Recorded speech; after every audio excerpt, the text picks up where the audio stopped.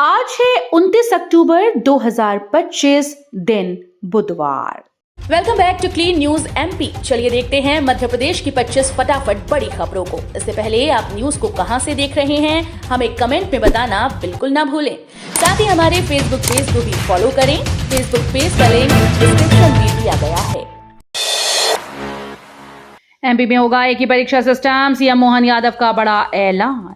मुख्यमंत्री डॉक्टर मोहन यादव ने बड़ा ऐलान करते हुए कहा कि अब प्रदेश में सरकारी नौकरी के लिए अलग अलग परीक्षाएं नहीं होंगी। यूपीएससी की तर्ज पर एक ही परीक्षा प्रणाली लागू की जाएगी। उन्होंने कहा कि इससे भर्ती प्रक्रिया तेज और पारदर्शी बनेगी। सीएम ने 20,000 से अधिक पुलिस पद जल्द भरने की बात कही। साथ ही राज्य में वेतन विसंगति और ग्रेड पे से जुड़ी समस्याओं के समाधान के लिए नया कर्मचारी आयोग गठित करने की घोषणा की।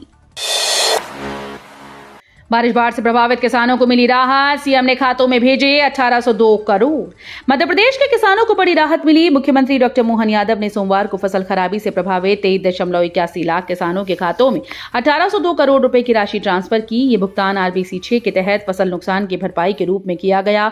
सीएम ने कहा कि किसानों को सिंचाई, बिजली, शून्य ब्याज ऋण और बीमा राशि का समय पर वितरण उनकी प्राथमिकता है।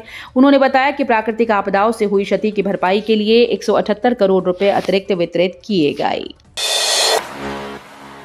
एमपी में सख्त हुआ परिवहन विभाग। एचएसआरपी बिना बसेस को नहीं मिलेगा परमिट।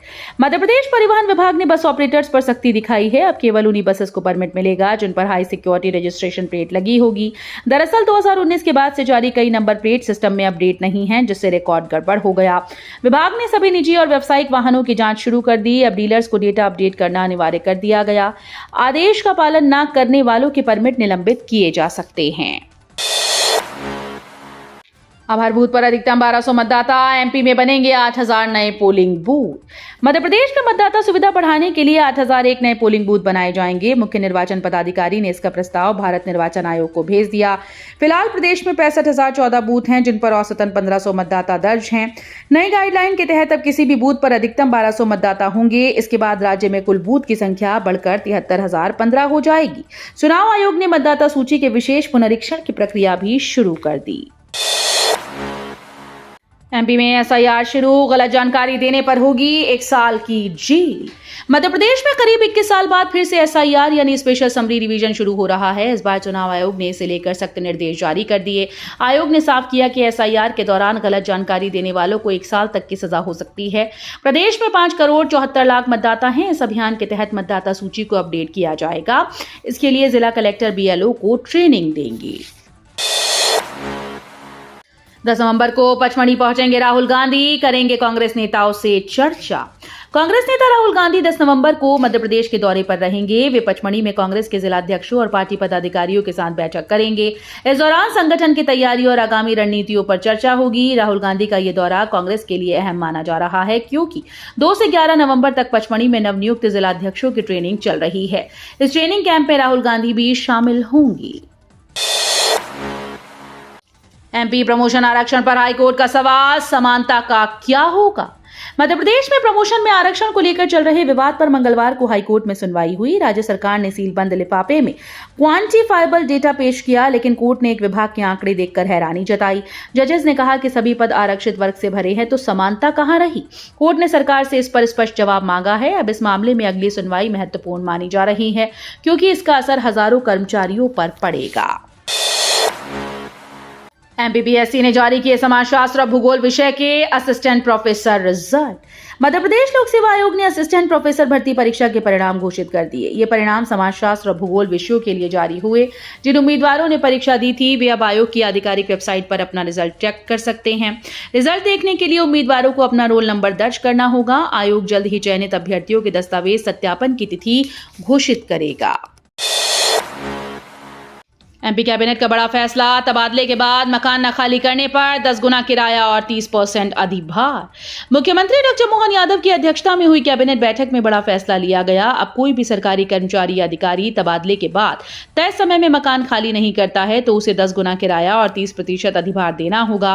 बैठक में पीवीटीजी जनजातीय समूहों के घरों के विद्युतीकरण की योजना को भी मंजूरी दी गई। सरकार का कहना है कि इस निर्णय से सरकारी संपत्तियों का सही उपयोग और अनुशासन सुनिश्चित किया जाएगा। नेता प्रतिपक्ष उमंग सिंघार ने सीएम को लिखा पत्र, बोले मक्का मूंगफली खरीदी एमएसपी पर हो। मध्य प्रदेश विधानसभा में नेता प्रतिपक्ष उमंग सिंघार ने मुख्यमंत्री मोहन यादव को पत्र लिखकर मक्का और मूंगफली की खरीदी समर्थन मूल्य पर करने की मांग की। सिंघार ने कहा कि ये दोनों फसलें आदिवासी अंचलों में बड़े पैमाने पर उगाई जाती हैं और किसान समिति संसाधनों के बावजूद मेहनत करते हैं। उन्होंने कहा कि सरकार अगर इन फसलों की खरीदी एमएसपी पर करती है तो हजारों किसानों को आर्थिक राहत मिलेगी और ग्रामीण अर्थव्यवस्था को बल मिलेगा। केंद्र का बड़ा फैसला, गेहूं पर नई स्टॉक सीमा तय, आदेश रहेगा 31 मार्च 2026 तक लागू। केंद्र सरकार ने देश भर में गेहूं पर नई अधिकतम स्टॉक सीमा निर्धारित की है जो 31 मार्च 2026 तक प्रभावी रहेगी। उपभोक्ता मामले, खाद्य और सार्वजनिक वितरण मंत्रालय ने यह आदेश आवश्यक वस्तु अधिनियम के तहत जारी किया। इसके अनुसार सभी लाइसेंसी इकाइयों को अपने स्टॉक की जानकारी सरकारी पोर्टल पर दर्ज करनी होगी। मध्य प्रदेश के खाद्य मंत्री गोविंद सिंह राजपूत ने कहा कि यह कदम जमाखोरी और मूल्य वृद्धि पर नियंत्रण लाने के लिए उठाया गया है। एमपी में किसानों को राहत, भावांतर योजना में अब तक खरीदे गए 26,000 टन सोयाबीन। मध्य प्रदेश में भावांतर भुगतान योजना के तहत सोयाबीन की खरीदी जारी है। अब तक 14,727 किसानों से 25,999 टन सोयाबीन खरीदी गई। खरीदी 15 जनवरी 2026 तक जारी रहेगी। प्रदेश में 9 लाख से अधिक किसानों ने योजना के तहत पंजीयन कराया है। सरकार ने सोयाबीन का समर्थन मूल्य 5,328 रुपए प्रति क्विंटल तय किया। कृषि विभाग का कहना है कि योजना से किसानों को बाजार मूल्य में गिरावट के दौरान आय की सुरक्षा मिल रही है। शिक्षा विभाग आज करेगा 6 लाख विद्यार्थियों का बेसलाइन मूल्यांकन, समझ और क्षमता पर होगा फोकस। मध्य प्रदेश स्कूल शिक्षा विभाग आज प्रदेश भर के सरकारी स्कूल में कक्षा 9 से 12 तक के 6 लाख से अधिक विद्यार्थियों का बेसलाइन आकलन करेगा।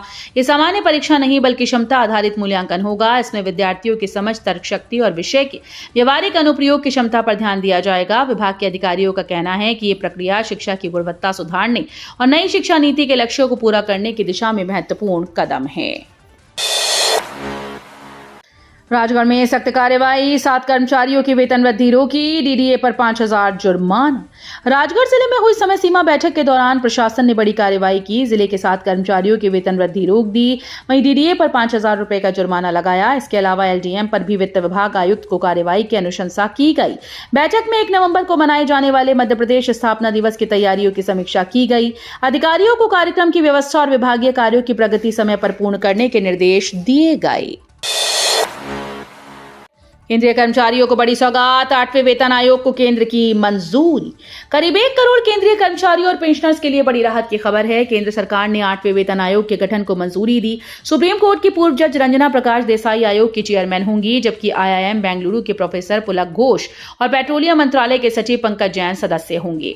आयोग केंद्रीय कर्मचारियों के वेतन ढांचे और पेंशन में संशोधन से जुड़ी सिफारिशें तैयार करेगा। सरकार के इस फैसले से 10 महीने से इंतजार कर रहे कर्मचारियों में खुशी की लहर है।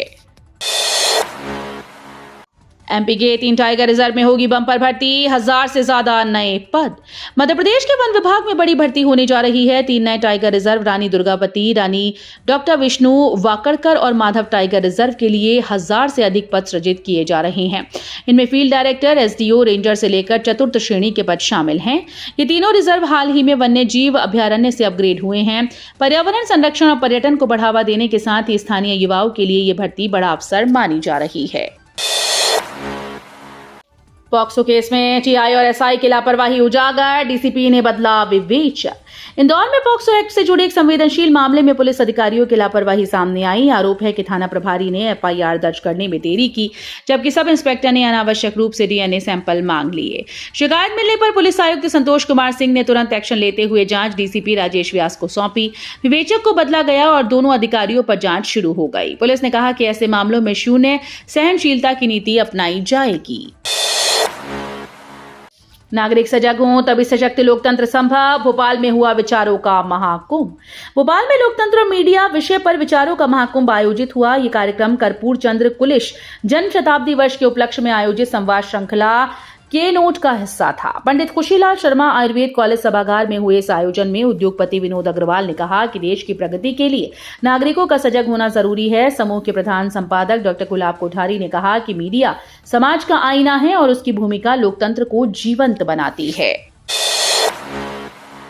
भोपाल समेत 5 जिलों में बनेगा मेट्रोपॉलिटन रीजन, 200 करोड़ से खुलेगा खाता, 10,000 करोड़ के विकास कार्य तय।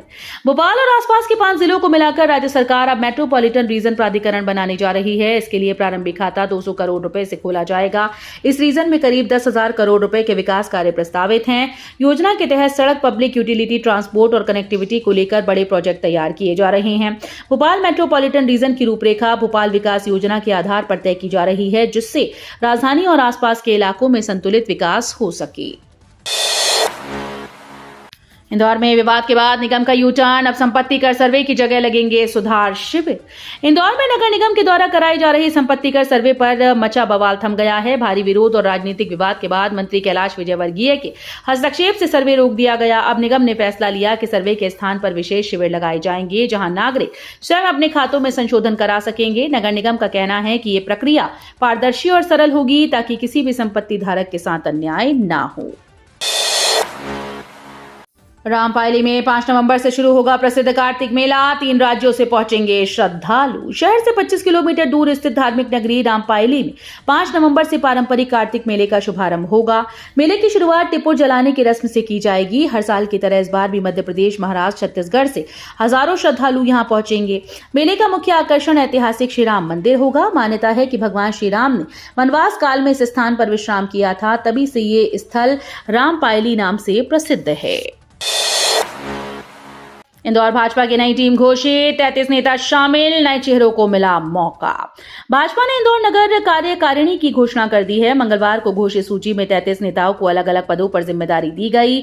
3 महामंत्री और 8 उपाध्यक्ष बनाए गए, जिनमें कई नए चेहरों को जगह दी गई। नगर अध्यक्ष सुमित मिश्रा ने विधायकों की पसंद और क्षेत्रीय संतुलन का ध्यान रखते हुए पदों का वितरण किया। नई टीम से संगठन को मजबूती और आगामी निकाय व विधानसभा चुनाव में बेहतर समन्वय की उम्मीद जताई जा रही है। एमपी में यहां बड़े स्तर पर तोड़ी जाएंगी दुकानें, कलेक्टर ने दिए सख्त निर्देश। दतिया जिले के सोनागिर तीर्थ क्षेत्र में श्रद्धालुओं की सुविधा और यातायात व्यवस्था को सुधारने के उद्देश्य से प्रशासनिक स्तर पर लगातार कार्य किए जा रहे हैं। कलेक्टर ने कहा कि सोनगिरी जैन तीर्थ क्षेत्र में मंदिर के आसपास लंबे समय से अतिक्रमण कर बनाई गई दुकानों और निर्माणों के कारण श्रद्धालुओं को आवागमन में परेशानी होती है। इसे ध्यान में रखते हुए अतिक्रमण हटाने की कार्रवाई किए जाने की तैयारी की गई। बदनाम करना चाहती है विदेशी ताकतें, डीपफेक वीडियो वायरल होने पर बोले पंडित धीरेन्द्र कृष्ण शास्त्री।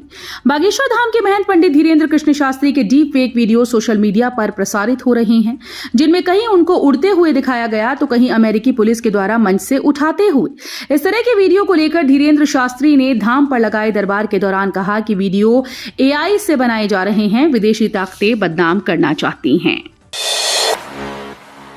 मानव संग्रहालय में संगोष्ठी में सीएम यादव बोले, जीवन का सच्चा अर्थ सिखाती है प्रकृति के प्रति आस्था। मुख्यमंत्री डॉक्टर मोहन यादव ने पर्यावरण और जीवन शैली, जलवायु परिवर्तन और सतत विकास वैचारिक संगोष्ठी को संबोधित किया। मुख्यमंत्री डॉक्टर यादव ने राज्य नीति आयोग, मध्य प्रदेश विज्ञान और प्रौद्योगिकी परिषद और एप्को के संयुक्त तत्वावधान में मानव संग्रहालय में आयोजित संगोष्ठी का दीप प्रज्वलित कर शुभारंभ किया। नर्मदा समग्र, सिकोई डिकोन पैरवी और राष्ट्रीय मानव संग्रहालय कार्यक्रम के सह आयोजक हैं। तो ये थी आज की 25 फटाफट बड़ी खबरें। अगर आपको न्यूज पसंद आई हो तो वीडियो को लाइक और शेयर जरूर करें। धन्यवाद।